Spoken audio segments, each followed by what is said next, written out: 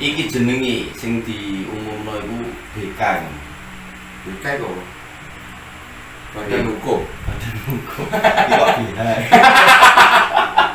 Saya akan mengartikan BK itu adalah Bathara Karang. Yang ini ki piye digawe apa, Bos? Media yang menyerupai wujud manusia setengah siluman. Manusia setengah siluman. Jadi biasanya nek jenglot iku ana siungi, ana taringi. Oh, jarane jenglot iku wong topo, Bos. Nah, ikulah pemahaman-pemahaman yang belum memahami cara untuk mendekatkan diri kepada Sang Pencipta, Sang Hyang Wenang, Sang Hyang Widi, Sang Hyang Agung itu dengan cara memakai media, teman-teman. Sebenarnya semua lah memakai media. Islam pun memakai media. Itu adalah sebuah ritual sembahyang untuk mencapai tingkat sholat sebenarnya.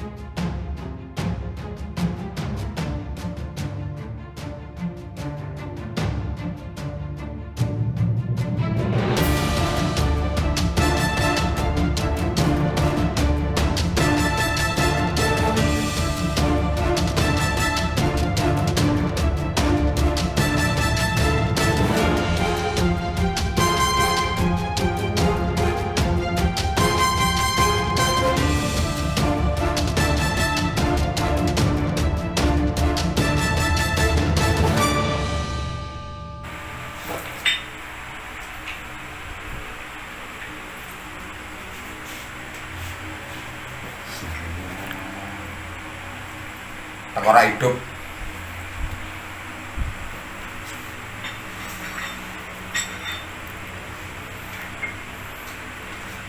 Macake Parman kaya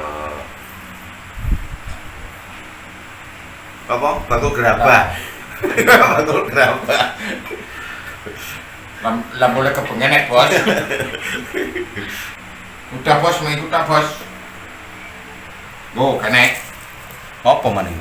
Yo kan ero. Kok unik-unik ngono lho, teko gawe ae.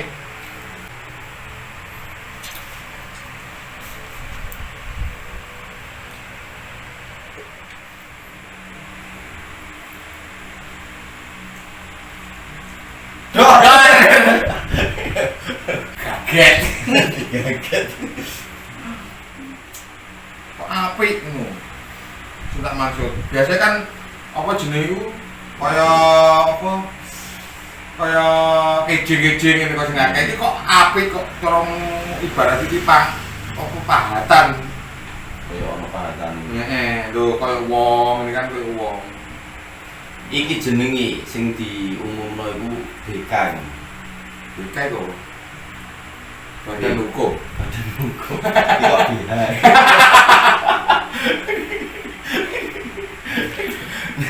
Iki jenenge sing viral-viral lho ini video-video YouTube ana sing digoleki wong jenenge BK itu. BK itu apa? Teman-teman, kita mendapatkan beberapa jenis BK. Nanti saya akan menjelaskan tentang BK itu apa dan kenapa sering dicari oleh orang-orang, bahkan dunia spiritual sering mencari atau mereview tentang BK, entah dengan cara tarikan atau dengan cara-cara yang lain. Tapi BK yang saya pegang saat ini BK lain daripada yang lain. BK itu apa? Nanti akan saya jelaskan lebih lanjut. BK itu apa ya, Bos? Sebelum saya jelaskan tentang BK, saya akan mengartikan BK itu adalah Bathara Karang atau yang disebut sebagai Bathara Karang. Itu jenglot, Bos? Jenglot itu biasanya kalau orang menyebutnya jenglot itu sesuatu yang bisa dianggap mistik atau yang umum. Biasanya orang pertapa yang mukso atau muksa yang menjadi kecil. Sebenarnya itu adalah cerita mitos, teman-teman, menurut saya. Oke teman-teman, jenglot sama BK atau Bathara Karang itu sebenarnya beda. Kalau jenglot itu biasanya berupa media yang menyerupai wujud manusia setengah siluman. Manusia setengah siluman. Jadi biasanya nek jenglot itu ono siungi, ono taringi. Oh, jarane jenglot iku wong topo po. Nah, itulah pemahaman-pemahaman yang belum memahami atau belum tahu. Nah, kebanyakan ketidaktahuan seseorang itu bisa dimanfaatkan oleh orang-orang yang untuk mendapatkan suatu hasil.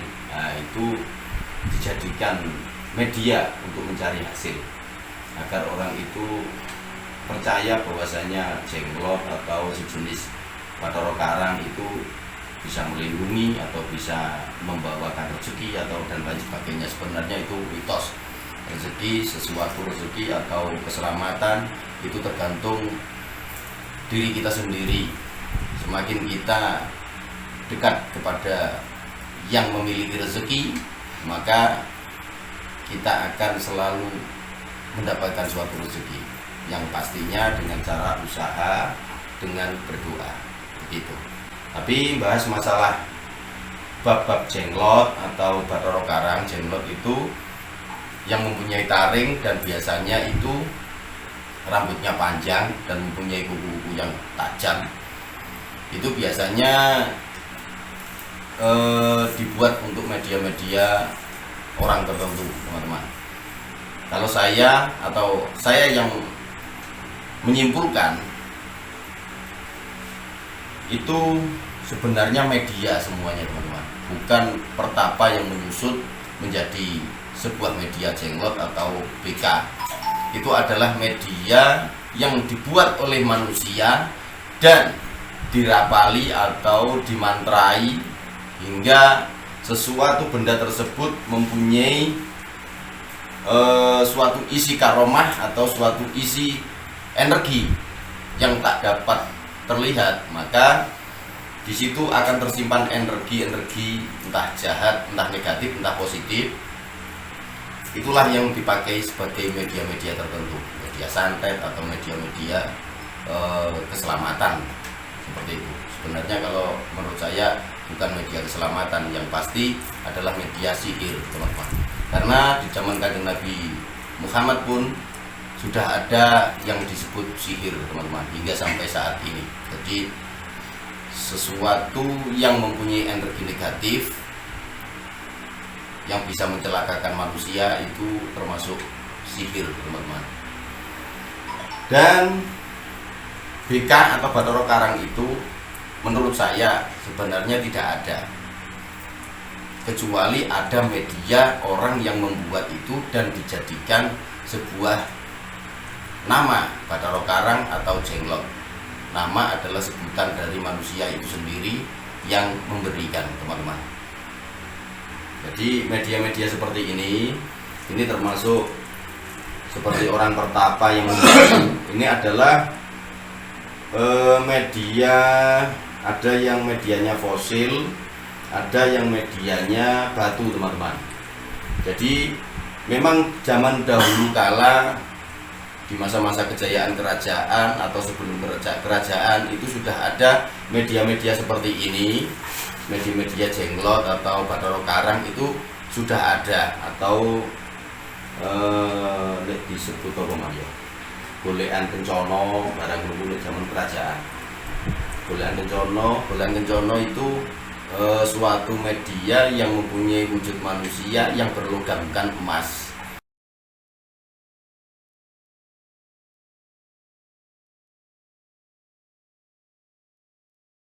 Ini kelebihan kayak apa? Pertanyaan yang bagus dari Kang Parman, teman-teman. Saya akan menjelaskan media-media seperti ini, Jenglot ataupun BK atau Bathara Karang, itu dulunya memang dibuat dan untuk dijadikan media sihir. Karena semua bentuk ornamen-ornamen seperti ini yang mengerikan atau dilihat itu sekilas kayak menakutkan, teman-teman. Karena di dalam itu pasti ada energinya. Nah, sesuatu yang dibuat seperti ini biasanya itu digunakan untuk kalau bahasanya untuk nyantet atau untuk buat teluk. Teluk man. Mani. Itu diceluk, Bos. Iya sih. Mengajar gua. Bukan seperti itu, teman-teman. Teluk itu adalah sebuah media bila mana ada sesuatu target yang memang untuk disakiti, maka dengan media-media ini bisa, teman-teman. Karena energi itu tidak terlihat, tidak nampak, tapi bisa dirasakan, teman-teman. Meskipun jarak jauh bisa, tapi dengan cara ritual-ritual khusus tentunya. Pasti melakukan atau mengandalkan sesuatu hal yang gaib, termasuk jin, orin atau wallahu alam bisawab, tapi pasti menggunakan energi lewat lantaran goibiyah. Itu, teman-teman. Oke. Wes, paham? Paham. Nah, ini bedanya ambek patung-patung perhubung itu. Kak beda, Bos. Pertanyaan yang bagus lagi. Bedanya patung perunggu atau patung emas yang disebut oleh Anggicono atau patung perunggu itu beda dengan ini. Kalau patung perunggu atau patung-patung emas itu atau patung perak itu biasanya digunakan untuk fungsi pamujan atau memuja atau sembahyangan. Karena dalam dunia spiritual dulu atau masa-masa sebelum adanya agama Islam itu cara untuk mendekatkan diri kepada Sang Pencipta, Sang Hyang Wenang, Sang Hyang Widi, Sang Hyang Agung itu dengan cara memakai media, teman-teman. Sebenarnya semua lah memakai media. Islam pun memakai media. Itu adalah sebuah ritual sembahyang untuk mencapai tingkat sholat sebenarnya. Nah, ini gunane kanggo menungso. Nah, kalau perunggu utawa nganu untuk sembayang, untuk menuju ke tauhidan. Oh, berarti kalau lek kaya perunggu iku meluas, Bos ya. Kalau patung meluas. Tapi lek ngene iki hanya orang-orang tertentu. Oh, iya. Wis paham? Paham. Oke lah, teman. Itulah tadi bincang-bincang saya dengan Kang Parman tentang pengetahuan BK atau Bathara Karang. Mungkin sedikit atau banyak menjadi suatu wawasan. Kalaupun ada kekeliruan, mungkin teman-teman bisa menambahkan di kolom komentar. Dan tidak ada manusia yang benar kecuali hanya Kanjeng Nabi Muhammad Rasulullah Shallallahu Alaihi Wasallam. Maka manusia banyak khilaf atau salah. Bila mana salah dalam penafsiran saya, maka itulah referensi dari saya pribadi. Kalaupun teman-teman mempunyai referensi sendiri, maka itu hak untuk teman-teman. Yang penting ulasan-ulasan seperti ini mudah-mudahan ada hikmah yang bisa dipetik, bahwasanya sesuatu media itu pasti ada fungsi atau artinya. Oke, tunggu video selanjutnya oleh kita. Oke. Ngawi juga ada. Kita bolang bareng menelusuri Kaliberes di daerah Kediri. Oke, teman-teman. Dan itu saya untuk teman-teman saya yang ada di mana aja, di yang berada secara bos, yang ada di seluruh Nusantara, dari Sabang sampai Merauke. saya mungkin ada salah sama saya, ada hilaf sama saya, dan Ini saya mohon maaf yang sebesar-besarnya. Saya mengucapkan Minal aidin wal faizin, mohon maaf lahir dan batin. Dan sekian, Terima kasih. terima kasih. Waalaikumsalam. Assalam sebo. Nek alif aku mengawali, tapi nek wa iku dan iku mengakhiri. Haji Wassalamualaikum warahmatullahi wabarakatuh. Sampai jumpa. Assalamualaikum warahmatullahi wabarakatuh.